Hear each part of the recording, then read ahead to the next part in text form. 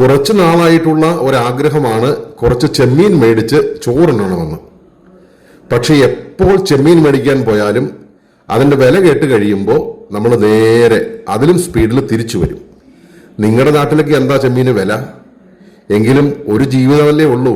അത് കാരണം ഞാനും മേടിച്ചു ചെമ്മീൻ. വീട്ടിൽ വന്നു കഴിഞ്ഞപ്പോൾ ഇതെങ്ങനെ വെക്കുമെന്നായി. ഇത്ര വില കൂടിയ സാധനമല്ലേ, അതുകൊണ്ട് വെക്കുമ്പോൾ അതിൻ്റെ ഒരു സ്റ്റാൻഡേർഡ് വേണമല്ലോ. അപ്പോൾ വൈഫ് പറഞ്ഞു അവൾക്ക് നന്നായിട്ട് ചെമ്മീൻ വെക്കാൻ അറിയാമെന്ന്. നമ്മുടെ ബെറ്റർ ഹാഫ് ആണല്ലോ, ഒന്ന് പരീക്ഷിക്കാമെന്ന് ഞാനും കരുതി. പക്ഷേ ഞാനും കൂടെ നിന്നു കേട്ടോ. പണ്ട് ഈ കണ്ണ് കാണാൻ പാടില്ലാത്തവൻ ആനയെ കാണാൻ പോയതുപോലെ. ചെമ്മീനെല്ലാം കൂടി കഴുകി വാരി ഒരു ബൗളിലേക്കിട്ട് അതിലേക്ക് പാകത്തിന് ഉപ്പും മഞ്ഞൾപ്പൊടിയും കുറച്ച് കാശ്മീരി മുളക് പൊടിയും കുറച്ച് മല്ലിപ്പൊടിയും കുരുമുളക് പൊടിയും പിന്നെ കുറച്ച് പെരിഞ്ജീരകം പൊടിച്ചതും. ഇനി നമുക്കതിലേക്ക് ഒരു നാരങ്ങ പിഴിഞ്ഞു കൊടുക്കാം.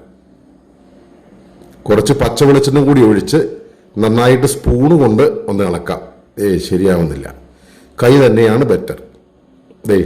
നന്നായിട്ട് ഇളക്കി നമുക്കൊന്ന് മൂടി വെച്ച് മാറ്റി വയ്ക്കാം.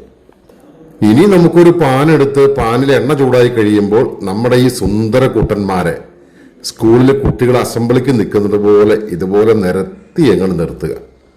അതിനുശേഷം ഒരു പകുതി വേവായി കഴിയുമ്പോൾ ഒന്ന് മറച്ചിട്ട് ഇത് ഒന്ന് വാങ്ങിയെടുത്ത് നമുക്ക് ഒരു ബൗളിലേക്ക് മാറ്റി വയ്ക്കാം.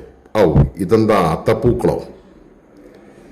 ഇത് മാറ്റി വെച്ചതിന് ശേഷം നമ്മൾ അതേ വെളിച്ചെണ്ണയിലേക്ക് കുറച്ച് ഇഞ്ചി വെളുത്തുള്ളി പേസ്റ്റ്, പച്ചമുളക്, അതുപോലെ തന്നെ ചെറുതായിട്ട് അരിഞ്ഞ സവാള, കറിവേപ്പില, ഇതെല്ലാം നന്നായിട്ടൊന്ന് വാടി വന്ന് കഴിയുമ്പോൾ അതിലേക്ക് പാകത്തിന് ഉപ്പ്, കുറച്ച് കാശ്മീരി മുളക് പൊടി, കുറച്ച് മഞ്ഞൾപ്പൊടി, കുറച്ച് പെരിഞ്ജീരകം പൊടിച്ചത്, കുറച്ച് കുരുമുളക് പൊടി, ഇത്രയും ഇട്ട് നന്നായിട്ടൊന്ന് വാട്ടിയെടുക്കാം. വാടി വന്ന് കഴിയുമ്പോൾ അതിലേക്ക് നമുക്ക് തക്കാളി ചേർത്ത് കൊടുക്കാം.